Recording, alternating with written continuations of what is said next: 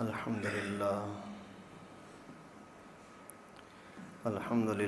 نحمده ونصلي ونسلم على رسوله الكريم اما بعد فاعوذ باللہ من الشیطان الرجیم بسم اللہ الرحمن الرحیم یا ایہا الذین آمنوا قوا انفسکم واہلیکم نارا وقودها الناس والحجارہ صدق اللہ العلی العظیم۔ محترم دوستو عزیزو،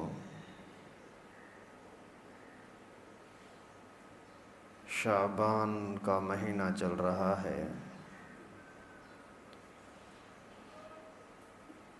شعبان کے مہینے میں رسول اللہ صلی اللہ علیہ وسلم روزے زیادہ رکھتے تھے، کیونکہ شعبان کے بعد رمضان کا مہینہ ہے۔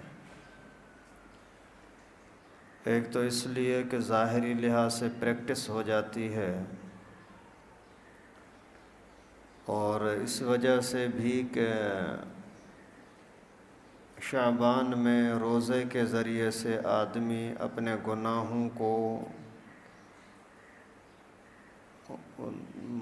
مغفرت کرنے کے لیے اور اپنے گناہوں کو دھونے کے لیے روزے رکھ کر کے اللہ تعالیٰ کا قرب حاصل کرتا ہے، تو پھر رمضان کی برکتیں حاصل کرنا آسان ہو جاتی ہیں۔ شعبان کے مہینے میں ایک عظمت والی رات بھی آتی ہے، 15ویں کی رات۔ اس کے بارے میں بھی مختلف صحابہ کرام سے روایتیں ہیں۔ علماء نے لکھا ہے تقریباً 17 صحابہ نے اسی شعبان کی 15ویں کے بارے میں کچھ عظمت لکھی ہے۔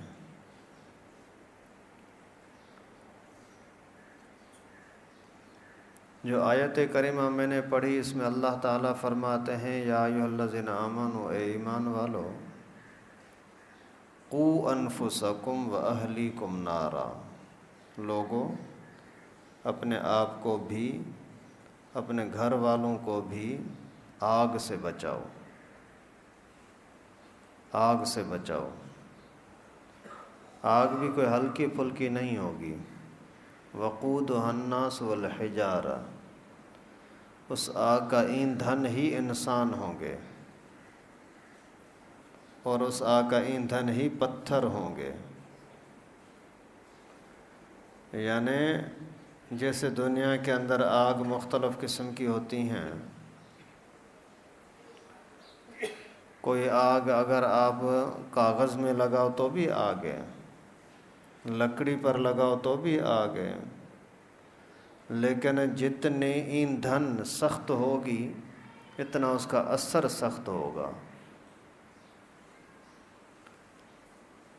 تو وہ آگ ایسی خطرناک ہے کہ پتھر ڈالنے کی وجہ سے اور بھڑکے گی۔ دنیا کی آگ پر پتھر کیا، کوئی مٹی کا ڈھیلا بھی آ جائے تو بجھ جاتی ہے، اس کا اثر ختم ہو جاتا ہے، کم ہو جاتا ہے۔ اور جہنم کی آگ ایسی خطرناک کہ پتھر پڑنے پر بھی بھڑکتی ہے۔ جیسے دنیا کے اندر آگ میں پیٹرول کا کوئی قطرہ ڈال دو تو بھڑکتی ہے، جہنم کی آگ بھی ایسے ہوگی۔ وہ منظر ہوگا کہ آپ کا بیٹا، بیٹی، بھائی بہن، دوست، ماں باپ، کوئی بھی اگر نافرمان ہے، ابا کے سامنے بیٹے کو کھینچ کر کے لے جائیں گے، ابا اسی کو چھڑا نہیں سکتا۔ اماں جو دنیا کے اندر اس کا رونا برداشت نہیں کر سکتی تھی، بچے کا، بچی کا صرف موڈ آف ہے، کوئی پریشانی نہیں، کوئی بیماری نہیں ہے، صرف چہرہ تھوڑا سا مرجھایا ہے، ماں سے برداشت نہیں ہوتا۔ اس امی کے سامنے بچے کو پکڑ کر کے فرشتے لے جائیں گے جہنم میں، اور ان کے سامنے آگ میں ڈالے جائیں گے۔ کیوں؟ اس لیے کہ اس نے اپنی دنیا برباد کر دی، دنیا کے چند سالوں کی زندگی غفلت میں گزار دی تھی۔ ابھی بچنا بہت آسان ہے،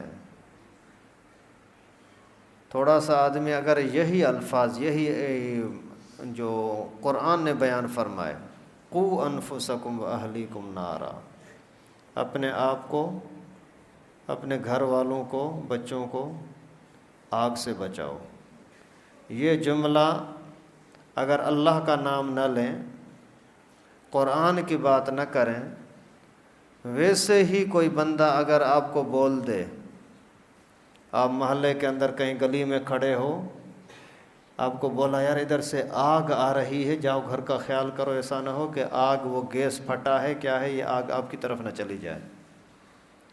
کوئی ایک بھی بندہ ایسا ہوگا جو یہ جملہ سنے اور بھاگے نہ۔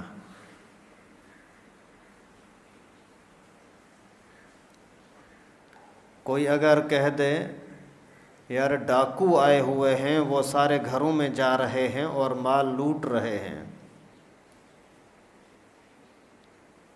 تو کوئی بھی بندہ ایسا نہیں ہوگا کہ اس سے بچنے کے لیے کوشش نہ کرے، ہر بندہ دوڑے گا، بھاگے گا۔ دروازہ بند کروں یا سامان کی حفاظت کروں یا مقابلہ کروں، لیکن ایسا نہیں ہو سکتا کہ جملہ سنا، ایک کان سے سنا دوسرے سے نکال دیا، احساس ہی نہیں ہے، ایسا نہیں ہوتا۔ تو جب لوگوں کی باتوں پر اتنا بھروسہ ہے، تو اللہ رب العالمین نے جب قرآن میں بیان فرمایا اپنے آپ کو آگ سے بچاؤ، آگ سے بچاؤ، تو وہاں ہمارا خیال نہیں ہے، کیوں؟ اس کو توجہ سے سنتے نہیں ہیں، کیوں؟ اس کو سیریس کیوں نہیں لیتے آخر؟ یہ ایمان کی کمزوری نہیں ہے بھائی؟ آدمی اپنے گھر میں سویا ہوا ہے، رات کے ٹائم پر اسی کو کسی نے مذاق کے طور پر بول دیا یار مارکیٹ میں آگ لگی ہے اور آپ کے دکان کے قریب ہے، یا آپ کے دکان کو آگ لگی ہے، تو کوئی ایک بھی ایسا ہوگا کہ اسی ٹائم پر بستر کو نہ چھوڑے، گھر کو نہ چھوڑے، جلدی بھاگے گا، ادھر فون کرے گا، ادھر فون کرے گا، وہ جا کر کے وہاں پہنچے گا، کسی طریقے سے میں اپنا پیسہ بچا لوں، اپنا مال بچا لوں، اپنی دکان بچا لوں۔ ارے اپنی دکان بچانے کے لیے تو نے نیند کو چھوڑ دیا، گھر کو چھوڑ دیا، آدھی رات کو بھاگا جا رہا ہے، اور یہاں جان بچانے کے لیے کوئی فکر ہی نہیں ہے۔ اپنی جان، بیٹے کی جان، بیٹی کی جان، گواہی دینے والا قرآن، پڑھ کر سنانے والا رسول اللہ، خود بتانے والا اللہ، ابھی اس کے اندر کوئی شک ہو سکتا ہے؟ لیکن انسان اللہ معاف فرما ایسے دنیا کے اندر اندھا ہو گیا ہے، سوچنے کے لیے بھی تیار نہیں ہے۔ یار پیسہ اگر آپ کا کسی کے پاس ہوتا ہے، اس کا حساب کتاب رکھتے ہو، مجھ سے اس نے کتنے کا پیسہ لیا تھا، کتنے کا سامان لیا تھا، کتنا پیسہ واپس کیا ہے، ابھی کتنا باقی ہے۔ یار تاریخ ہو گئی، ابھی تک اس نے پیسے نہیں دیے، کیوں؟ جاؤ بھائی فون کرو، اس کو بلاؤ، اس سے بات چیت کرو، کیوں ابھی تک میرا حق ادا نہیں کیا؟ آپ کے اوپر کسی کا قرضہ ہے، کسی انسان کا، اس کی آپ فکر کرتے ہیں، لکھتے ہیں یار اس نے اتنا مجھے قرضہ دیا ہے، اس تاریخ کو مجھے واپس کرنا ہے، اور اللہ رب العالمین کے سامنے احساس ہی نہیں ہے۔ اگر کسی کا 100 روپیہ نہیں دیا تو اس کا انتظار ہے، اور اللہ تعالیٰ کے حکم کی فجر کی نماز نہیں پڑھی، احساس ہی نہیں ہے۔ نماز ایک چلی گئی، دوسری چلی گئی، اس کو پرواہ ہی نہیں ہے۔ اگر آپ کا ایک کوئی ملازم آپ کے پاس ٹائم پر نہ آئے، اس کا احساس ہوتا ہے۔ آپ کا بچہ اگر اسکول میں ٹائم پر نہ جائے، اس کا احساس آپ کو ہوتا ہے۔ مسجد میں نہیں آتا، احساس نہیں ہے، کیوں؟ قرآن کی تلاوت نہیں کہ اس کا احساس نہیں ہے، کیوں؟ اللہ رب العالمین فرماتے ہیں قُوْ أَنفُسَكُمْ، لوگو اپنے آپ کو بچاؤ، وَأَهْلِيكُمْ، اپنے گھر والوں کو بچاؤ، نارن، آگ سے۔ دنیا کی آگ اتنی خطرناک نہیں ہے، آخرت کی آگ بڑی خطرناک ہوگی۔ الَّتِي تَطَّلِعُ عَلَى الْأَفْئِدَةِ، اس کا حملہ آپ کے کھال پر نہیں ہوگا، آپ کے کپڑوں پر نہیں، آپ کے ظاہری جسم پر نہیں، انسی جیسے ہی باہر کے کھال کو اسی کا اثر لگا، فوری طور پر اس کا اثر دل پر بھی آئے گا۔ تطلع علی الافئدہ، افئدہ مانا دل، اس کا حملہ سیدھا دل پر ہوگا۔ کہاں بھاگو گے بھائی؟ کون ہمارا مددگار ہوگا سوائے اس دنیا کی زندگی کی محنت کے؟ اور کوئی سہارا نہیں ہے۔ جو کرنا یہاں محنت کر لو بھائی، توبہ کرنی ہے، نیکی کرنی ہے، نماز پڑھنی ہے، روزہ رکھنا ہے، زکوٰۃ ہے، خیرات ہے، لوگوں کے ساتھ اچھائی کا برتاؤ ہی یہ دنیا میں۔ سکرات کے ٹائم پر یا مرنے کے بعد کتنا بھی تمنائیں کرو، کوئی کا فائدہ نہیں ہوگا۔ تمنا بھی ضرور کرو گے، ایسا نہیں ہے کہ وہاں کوئی آدمی پچھتاوے نہ۔ جو بندہ نماز کا 100% پابند، فرائض مکمل پورے کرنے والا، سنتیں اور نوافل، نفل نمازیں، تہجد، اشراق، چاشت، اوابین، ساری نمازیں پابندی کرنے والا، اپنے گھر میں ضرورت کے سوا 1 روپیہ نہیں رکھتا، پورے محلے کے لوگ اس کی تعریف کر رہے ہیں کہ بڑا نیک، بڑا شریف، بڑا محسن، بڑا احسان کرنے والا، ایسا شریف آدمی جنتی جو جنت میں چلا بھی جائے، جنت میں پہنچ بھی جائے، پھر بھی اس کو حسرت ہوگی، پھر بھی اس کو قیامت کے دن حسرت ہوگی، کاش کہ فلاں ٹائم پر جو میں خاموش بیٹھا تھا، فلاں ٹائم پر جو میں غافل بیٹھا تھا، کوئی نیکی کا عمل نہیں کیا تھا، کاش کہ یہ نہ کرتا۔ یہ اسی غفلت سے اپنے آپ کو بچا لیتا۔ تو قیامت کے دن یا مرنے کے ٹائم، مرنے کے بعد پشیمان ضرور ہوگا، لیکن اس وقت میں یہ پشیمانی کام کی نہیں ہوگی بھائی۔ ایک مثال بزرگوں نے دی ہے کہ اس کی مثال یوں سمجھیں، ایک بڑی مچھلی ہے، بڑی عمر والی، وہ اپنے بچوں کو، چھوٹی مچھلیوں کو کہتی ہے کہ خیال کرنا، کنارے کی طرف نہ جانا، وہاں ایک مخلوق رہتی ہے انسان، وہ تمہیں پکڑ لیں گے۔ اگر آپ اس کے پکڑ میں آ گئے پھر بھاگنا ممکن نہیں ہے، جال میں آ جاؤ گے۔ اگر جال میں آ گئے نا، پھر آپ بہت پچھتائیں گے، لیکن پچھتاوا کسی کام کا نہیں ہوگا۔ پھر وہ تمہیں کاٹیں گے، ٹکڑے ٹکڑے کریں گے، آگ میں ڈالیں گے، سالن میں ڈالیں گے، فرائی کریں گے اور کڑھائی بنائیں گے، اور آپ کو ٹکڑے ٹکڑے کر کے، ریزہ ریزہ کر کے، چورا کر کے کھا جائیں گے۔ ابھی بچوں نے، چھوٹی مچھلی نے، کم عمر چیزوں نے ان کی بات پر توجہ نہ دی۔ ابھی اتفاق سے اس نے بولا کہ اگر ہوا تو دیکھا جائے گا۔ بالکل اسی طرح لوگ کرتے ہیں نا،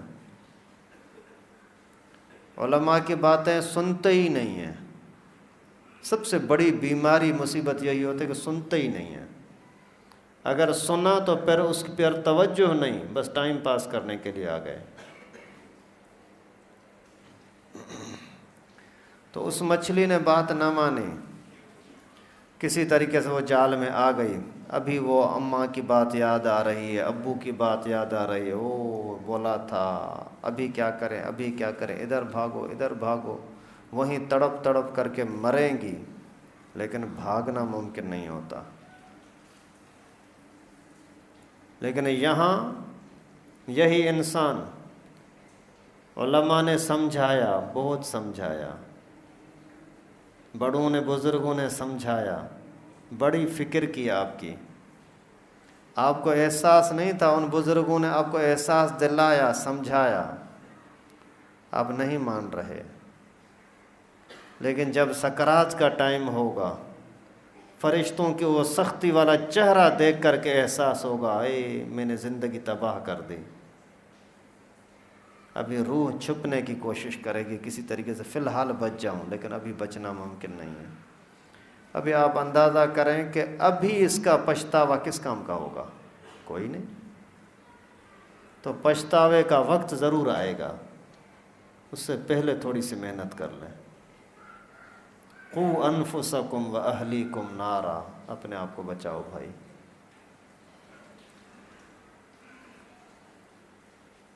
تو کوشش کریں خود بھی، اپنے بچوں کو بھی گناہوں سے بچائیں، نافرمانیوں سے بچائیں۔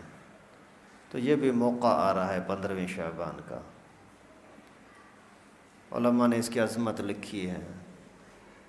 نفل چیز کو لازمی سمجھنا، فرض سمجھنا یہ تو اچھا نہیں ہے، لیکن فضیلت بہرحال ہے۔ اس رات میں جتنے قدر ہو سکے انفرادی عبادت کریں، اکٹھی لوگوں کو بلا کرے آ جاؤ بھائی صلاۃ و تسبیح پڑھتے ہیں، یہ جائز نہیں ہے، یہ بدعت ہے۔ اپنے طور پر گھر میں، مسجد میں، جہاں کہیں بیٹھیں، بیٹھ کر کے اللہ اللہ کریں۔ اور اسی رات کی وجہ سے مسجدوں میں چراغاں کرنا اور یہ بدعتیں، یہ جائز نہیں ہے۔ امی عائشہ رضی اللہ تعالیٰ عنہ کی روایت ہے، 15ویں کی رات تھی، 14 کا دن اور 15 کا دن کے بیچ کی رات۔ حضرت انس رضی اللہ تعالیٰ عنہ میرے پاس آئے۔ حضرت انس نے آ کر کے مجھ سے کوئی کام تھا، اللہ کے نبی نے بھیجا، تو جلدی کرنے لگا، امی مجھے جلدی کام کر کے دو، مجھے رسول اللہ کے پاس پہنچنا ہے، پیغمبر کریم شعبان کے بارے میں بیان فرما رہے ہیں، مجھے وہ سننا ہے۔ تو حضرت انس کہتے ہیں مجھے امی نے بتلایا، سیدہ عائشہ نے، سنو میں آپ کو بتلاتی ہوں۔ ایک مرتبہ 15ویں کی رات تھی، اللہ کے نبی کی باری میرے پاس تھی۔ تھوڑی دیر کے بعد میں نے دیکھا اللہ کے نبی آئے، سوئے، پھر تھوڑی دیر کے بعد اللہ کے نبی چلے گئے۔ تو میں حیران ہوئی، پتہ نہیں پیغمبر کریم کہاں چلے گئے۔ تو میں بھی باہر نکلی اللہ کے نبی کو ڈھونڈتے ہوئے، دیکھا کہ اندھیرا تھا اور پیغمبر کریم صلی اللہ علیہ وسلم مسجد کے اندر سجدے میں پڑے ہوئے تھے، اور میں ڈھونڈتے ڈھونڈتے جا کر کے میرا پاؤں نبی پاک صلی اللہ علیہ وسلم کے پاؤں کو لگا۔ پھر میں نے محسوس کیا کہ اللہ کے نبی یہاں نماز پڑھ رہے ہیں۔ پھر جیسے ہی میں نے وہاں غور کیا تو اللہ کے نبی سجدے میں بڑی بڑی دعائیں کر رہے ہیں۔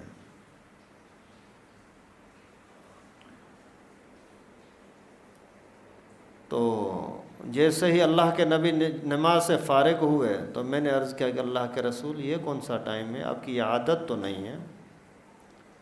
اللہ کے نبی صلی اللہ علیہ وسلم نے فرمایا، اے حمیرہ، عائشہ، کیا تجھے پتہ نہیں کہ آج 15ویں کی رات ہے؟ اللہ تبارک و تعالیٰ کی طرف سے اعلانات ہوتے ہیں، حل من مستغفر فاغفر لہ، ہے کوئی معافی مانگنے والا میں اس کو معاف کر دوں، حل من مبتلا فاعافیہ، ہے کوئی مصیبتوں میں پڑا ہوا اس کی مصیبتوں کو ختم کر دوں۔ اللہ رب العالمین کی طرف سے یہ اعلانات ہوتے ہیں، اس لیے میں اللہ کے سامنے عبادت کرنے کے لیے آیا، معافی مانگنے کے لیے آیا، تاکہ اللہ رب العالمین اس رات کی برکت سے ہمیں بھی معاف کر دے۔ ابھی آپ اندازہ کریں کہ رسول اللہ صلی اللہ علیہ وسلم اتنا تکلف کے ساتھ عبادت کر رہے ہیں اور امت ایک احساس ہی نہیں ہے، پرواہ ہی نہیں ہے کہ ہم کہاں جا رہے ہیں۔ اچھا، اس میں یہ بھی آیا کہ اندھیری رات تھی، اندھیرے میں پیغمبر کریم کے پاس گئی، تو چراغاں کہاں سے آ گیا؟ چراغ اور دیے تو تھے لیکن نہیں جلایا گیا، کیونکہ انفرادی عبادت ہے، اپنے حساب سے کرو۔ روزہ رکھنے کا حکم نہیں ہے، رکھنا منع بھی نہیں ہے، اگر 15ویں کا روزہ رکھ لے تو اچھی بات ہے۔ شعبان کے مہینے میں اللہ کے نبی بہت زیادہ روزے رکھتے تھے، اس حساب سے برکت کا ذریعہ ہے۔ ویسے بھی ہر مہینے میں 13ویں 14ویں 15ویں کا روزہ رکھنا ثواب کا کام ہے۔ اگر ایک دن کا روزہ رکھا تو بھی منع نہیں ہے، لیکن لازم سمجھنا تو اچھا نہیں ہے۔ اور اپنی مغفرت کے لیے آدمی جتنی محنت کرے گا اتنا اچھا ہے۔ باقی رسمیں کرنا، بدعتوں کے پیچھے لگنا، یہ بڑی خطرناک چیز ہوگی۔ بدعت سے مراد کیا ہے؟ جو عبادت ثابت نہیں ہے اس کو پابندی کے ساتھ کرانے کی کوشش، اشتہار، پمفلٹ لگانا کہ بھائی آ جاؤ آج صلاۃ تسبیح کی جماعت کی جائے گی، یہ بدعت ہے۔ اور بدعت کا مقصد یہ ہوتا ہے کہ نبی کا دین ادھورا ہے، میں اس کو پورا کر رہا ہوں، نعوذ باللہ، بڑی خطرناک بات ہے۔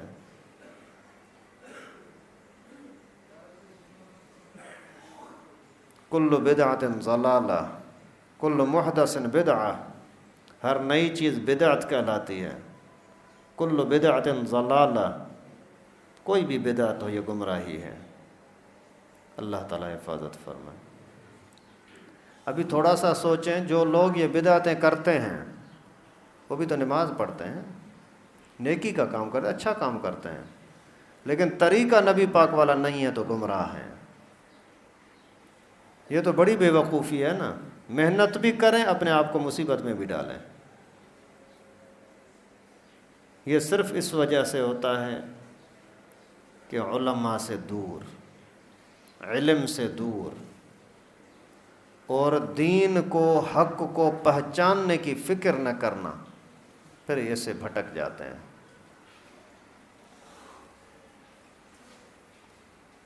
اور اس کے علاوہ یہ جو آگ جلانا، پٹاخے شٹاخے، یہ ناجائز ہیں، یہ ہندوانہ رسم ہے، ہندوؤں کا طریقہ ہے۔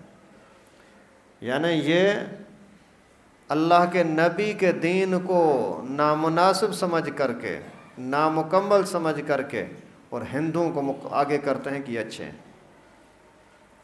یہ کون سا ایمان ہے بھائی؟ تو اپنے آپ کو بچائیں۔ پیغمبر کریم صلی اللہ علیہ وسلم سے 15 شعبان کو قبرستان جانا ثابت ہے، حکم نہیں فرمایا، لازم نہیں ہے، جانا ثابت بھی ہے ایک مرتبہ، اور اس کے علاوہ نہ جانا بھی ثابت ہے۔ تو ابھی اگر کوئی بندہ جاتا ہے تو بھی اجازت ہے، نہیں جاتا تو بھی اجازت ہے، لیکن اگر کوئی باقاعدہ لوگ لازمی سمجھتے ہیں کہ جائیں نہیں تو پھر لوگ کیا کہیں گے، لوگ کیا کہیں گے، محلے والے کیا کہیں گے، تو اس کا مطلب یہ اس کو لازم سمجھ رہے ہیں نا۔ اور بدعت کی پہچان یہی ہوتی ہے کہ نہ کرنے پر لوگ ناراض ہوتے ہیں، عوام قسم کے لوگ ناراض ہوتے ہیں۔ کوئی بندہ فرض نماز نہیں پڑھتا، اس پر ناراض نہیں ہوں گے، فرض نماز، واضح حکم، اس پر کوئی بھی اس کو طعنہ نہیں دیتا، لیکن اگر حلوہ نہیں پکائے گا نا 15 شعبان کو، پھر بولتے ہیں یہ تو کوئی وہابی ہے، نعوذ باللہ، یہ تو کوئی گستاخ ہے۔ یار اتنی برکت والی رات میں بھی ان کے مسجد میں سناٹا ہے، یہ چراغاں نہیں ہیں اور چمچم اور پتہ نہیں کیا کس طرح کی رنگ برنگی بتیاں نہیں ہیں، کیوں؟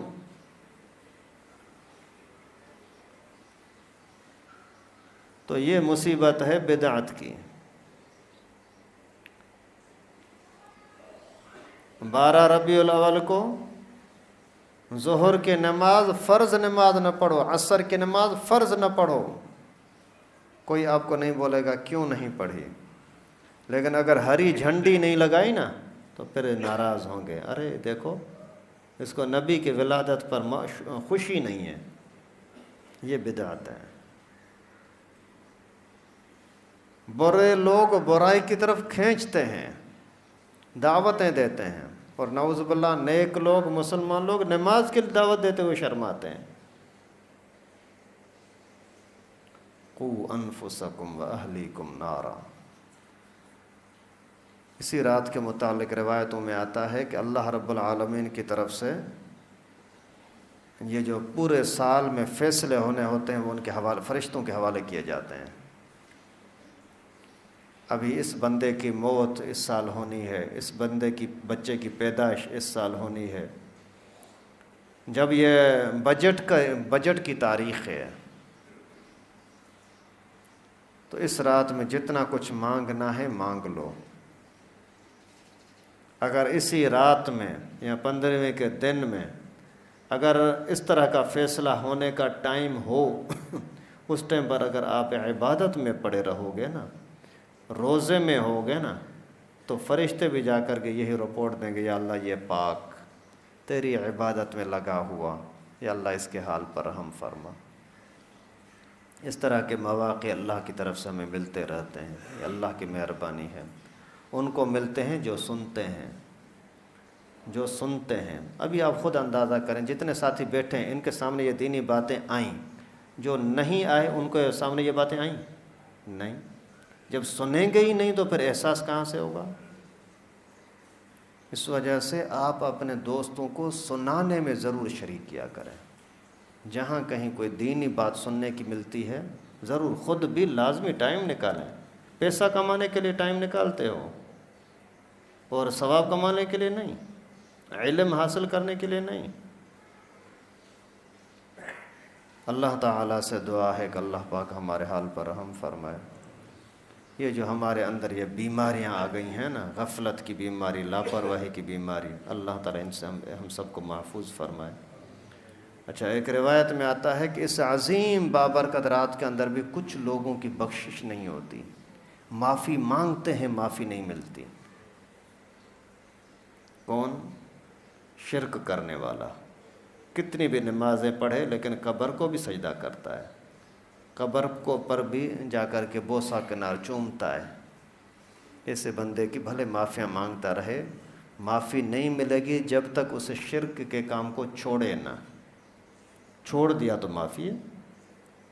امی ابو کا دل دکھانے والا، ماں باپ کا نافرمان، جب تک نافرمانی کو چھوڑ کر کے ان سے معافی نہیں مانگتا تب تک اللہ اس کو معاف نہیں کرے گا۔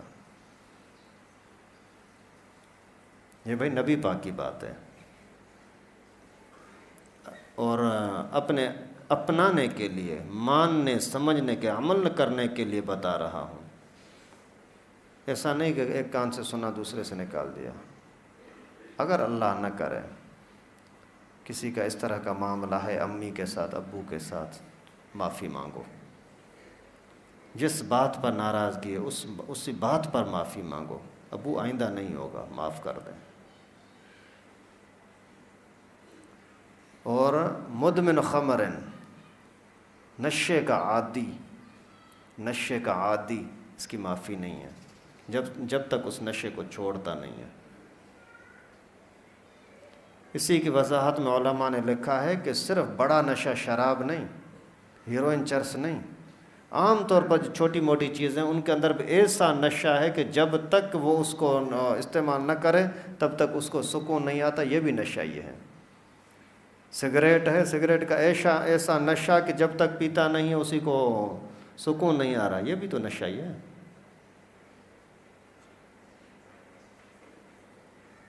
گٹکا ہے، کوئی اچھی چیز تو نہیں ہے، ویسے ہی مکروہ، لیکن اگر اس کا ایسا نشہ ہے کہ جب تک منہ میں نہیں ڈالتا تب تک اس کو سکون نہیں آتا، یہ بھی تو نشہ ہی ہے۔ جب تک اس گندگی کو چھوڑے گا نہیں تب تک دعائیں قبول نہیں ہوں گی۔ سمجھ رہے ہو بھائی؟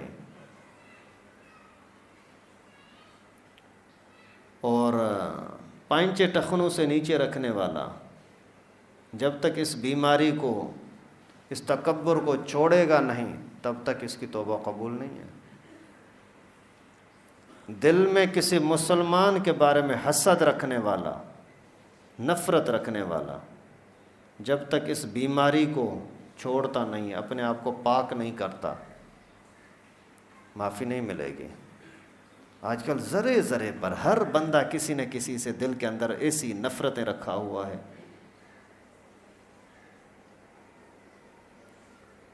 ویسے بھی حدیث شریف میں آتا ہے ہر پیر اور جمعرات کو اللہ تعالیٰ کی طرف سے برکتیں نازل ہوتی ہیں، رحمتیں نازل ہوتی ہیں۔ جن لوگوں کے دلوں میں مسلمانوں سے نفرت ہوتی ہے ان کے اوپر وہ رحمت برکت نازل نہیں ہوتی۔ یار آپ کا کون سا کسی کے ساتھ جھگڑا ہے؟ آپ کا زیادہ سے زیادہ پیسہ لیا ہے، مثال کے طور پر پیسہ لیا ہوگا، آپ کے ساتھ کوئی دشمنی کی ہوگی، ابھی اگر آپ اس کی دشمنی اپنے دل میں رکھو، اس کو نقصان کیا ہے؟ کچھ بھی نہیں۔ لیکن آپ کو نقصان کیا ہے؟ اللہ کی رحمت سے محروم ہو گیا۔ ابھی آپ اندازہ کریں کہ آپ کے اس دل میں نفرت رکھنے کی وجہ سے اپنا کتنا بڑا نقصان کر دیا۔ اس وجہ سے گناہوں سے اپنے آپ کو بچائیں، خصوصاً ان چیزوں سے، شرک سے، ماں باپ کی نافرمانی سے، نشے سے، اور پائنچوں کے نیچے جانا، ٹخنوں سے نیچے جانا، مسلمانوں سے نفرت، ان چیزوں سے اپنے آپ کو بچائیں۔